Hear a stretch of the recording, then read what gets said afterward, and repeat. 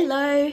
It feels like it has been ages since I've done an actual watercolour painting, so that is what I'm going to do today.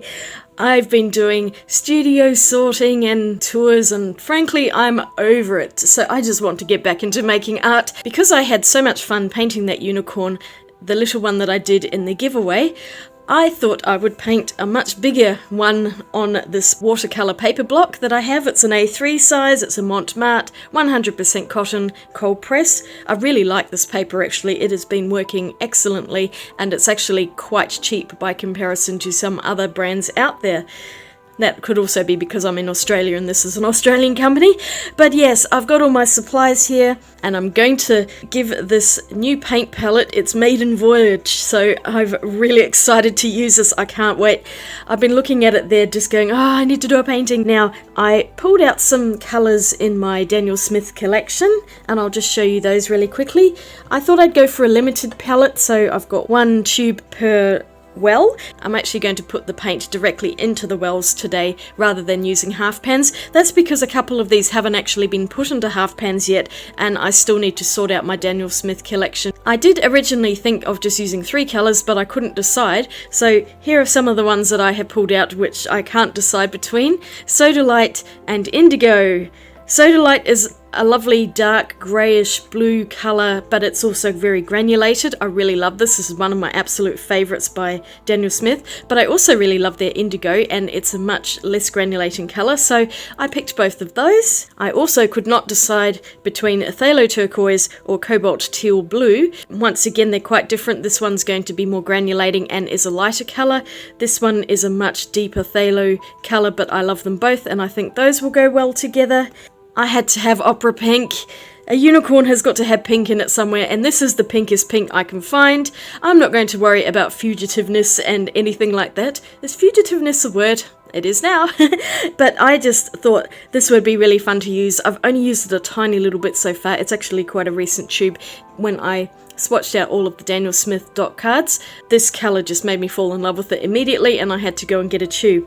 And an extra special one, which is not a colour really, but it's a pearlescent shimmer, because I figured that a unicorn needs some shimmer. So I will pour out my paints and then I will get painting. I'm so excited. Let's get into it. Here's some therapeutic paint squeezing. I of course squeezed far too much paint out because a little goes a long way, but it's very difficult to only put out a tiny bit. So any remainder paint that I had, I did actually scrape up with the palette knife and put into half pans of existing colours. So none of it went to waste, thankfully. But this palette was so much fun to use, and I'm really glad I have it. It's great for limited colour palettes. Alright, onto the painting. This did not turn out at all as I had planned. I really went into this just not even knowing what colours to use. I was not going off a reference, although I'd referenced the actual outline of the unicorn, because I'm not going to be able to draw a horse off the top of my head. But the colours I made up entirely, and I really did struggle with this entire painting. But anyway, I'm just going to let you watch it and you can see how much of a hot mess it turned out to be. But the colours were really pretty. I loved the opera pink in with that turquoise. It's such a lovely colour combination, although it is incredibly loud and vibrant. Overall, I did not capture the spontaneity that I did in that little unicorn Rorschach painting, but I still had fun with this, even if it was a bit of a mess.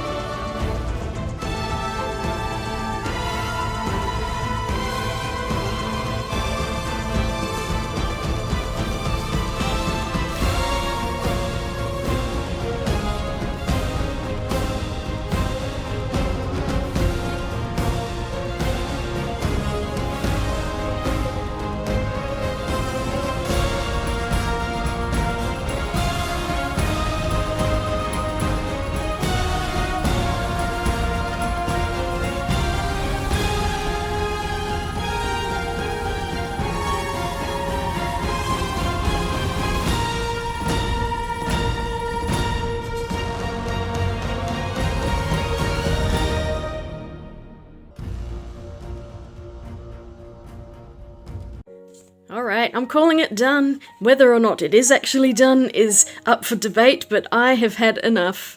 It's not quite what I was hoping for, but look at that shine. I have to give it to Daniel Smith that they've made a really pretty pearlescent shimmer, and I got a bit carried away with it. But hey, it's a unicorn, it sparkles. Anyway, that's me done. I hope you liked this video. Do give it a thumbs up if you did, and don't forget to click that subscribe button, and let me know in the comments what you think of it. Do you think it's great, or do you think it sucks? I'm kind of leaning towards the latter, but never mind. I can't win them all, and I had fun with this. I really like the pink. It's so bright and crazy, far more than I would normally use, but sometimes you've just got to paint with it. I'll see you all again really soon in my next video. Swatch you later. Bye!